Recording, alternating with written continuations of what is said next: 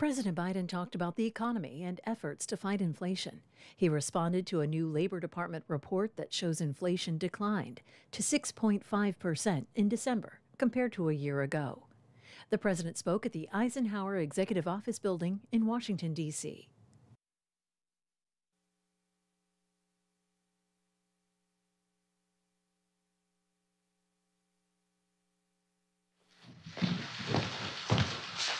Good morning.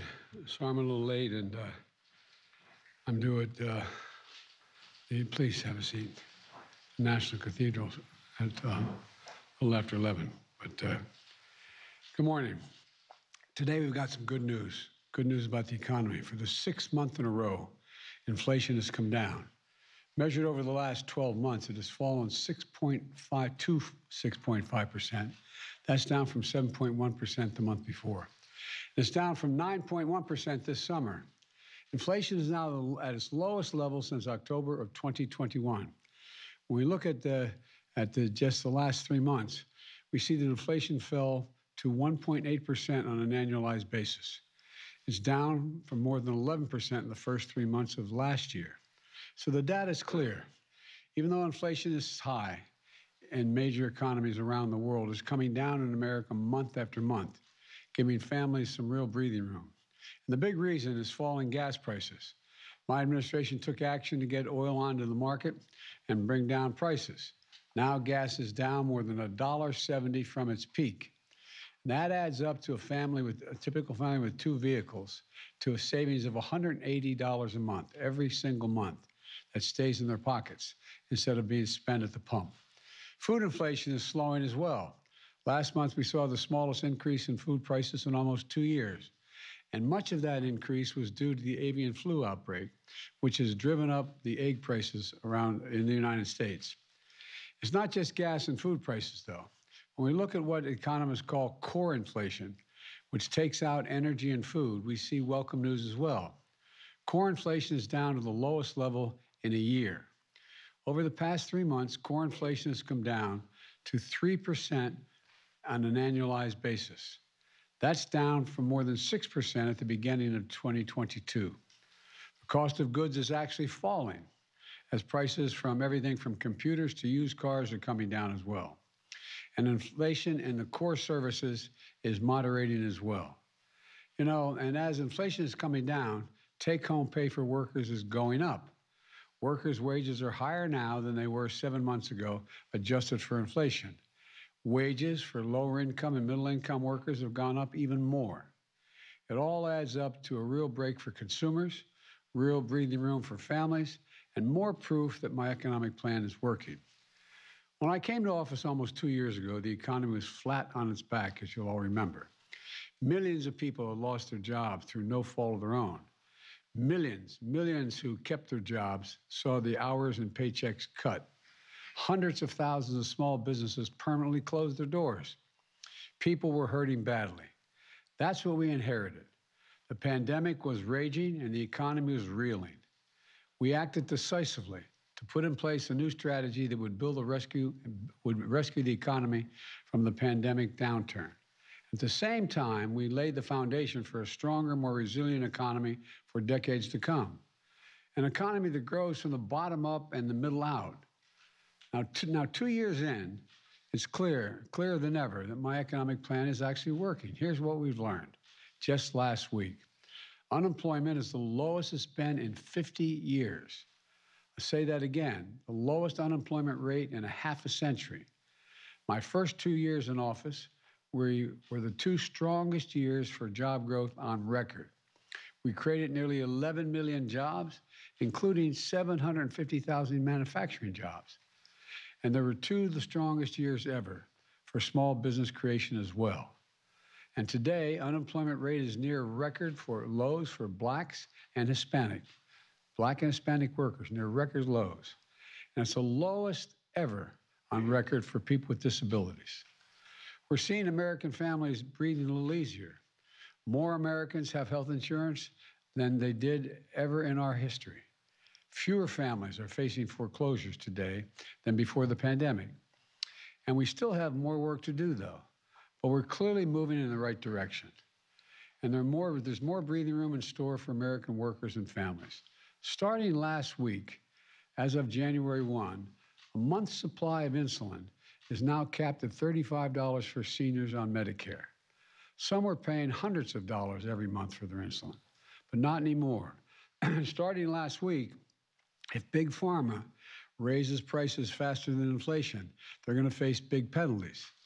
Starting last week, Americans can get tax credits when they install energy-efficient appliances in their homes, like heat pumps or solar panels, or when they buy electric vehicles. These were all pieces of that big law that we passed last year. Now they're kicking in, and Americans are starting to feel the benefits in their everyday lives. But that's not all. We're seeing historic investments in American manufacturing turn into new factories and new jobs from Arizona, Ohio, Georgia, New York. Companies have announced nearly $300 billion in manufacturing investments here in the United States since I became president. Instead of exporting jobs like we did for decades, we're now creating jobs and exporting product. Creating jobs and exporting product. That's the idea. Now the House has elected a new speaker. I can call him and congratulate him. I'm ready to work with him, or any Republican in Congress, to make progress for the American people. But like many Americans, I was disappointed that the very first bill the Republicans in the House of Representatives passed would help wealthy people and big corporations cheat on their taxes at the expense of ordinary middle-class taxpayers. And it would add $114 billion to the deficit. Their very first bill. House Republicans campaigned on inflation. They didn't say, if elected, their plan was to make inflation worse. Plus, House Republicans have introduced another bill, blocking action that would help lower gas prices and help consumers. And on top of that, House Republicans are preparing to vote on a national sales tax bill. National sales tax, that's a great idea. It would raise taxes on the middle class by taxing thousands of everyday items from groceries to gas, while cutting taxes for the wealthiest Americans. And if I'm not mistaken, what they've introduced, it also would totally eliminate the IRS. Feels good, except all going to be sales tax. Go home and tell your moms. They're going to be really excited about that. Come on. Is this how House Republicans are starting a new term? Cutting taxes for billionaires? Raising taxes for working families? Making inflation worse? Well, let me be very clear. If any of these bills make it to my desk, I will veto them. I will flat veto them. I'm ready to work with Republicans, not this kind of stuff. If they try to cut Social Security or Medicare, which Americans have been paying into every paycheck since they've ever got their first paycheck, I'll use my veto pen to stop that as well.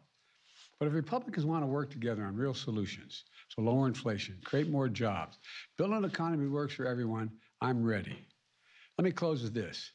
Today's inflation numbers are good news about our economy. We have more work to do, but we're on the right track. We're seeing bright spots across the country where great things are happening. Roads and bridges are being built. Factories are coming online. People back to work again. Families breathing a little bit easier. That's why I can honestly say, you've heard me say this before, and I mean it from the bottom of my heart, I've never been more optimistic about America's future than I am today. We just have to remember who in God's name we are.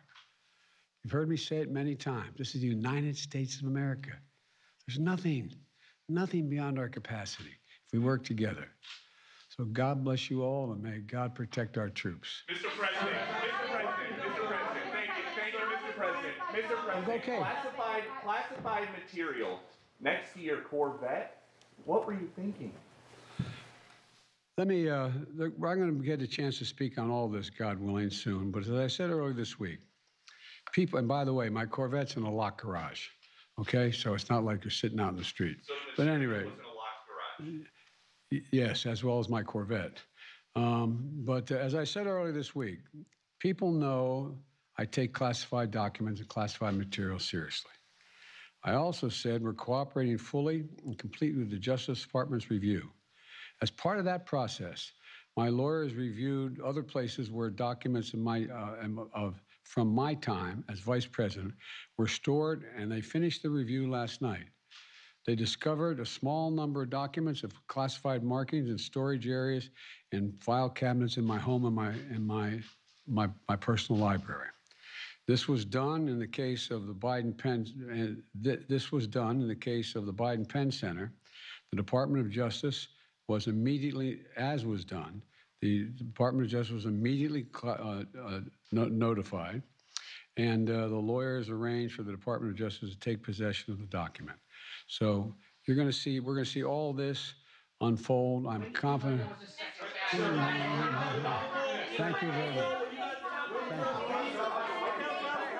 Good to see you. How's the first lady, sir? How's the first lady? She's doing really well. She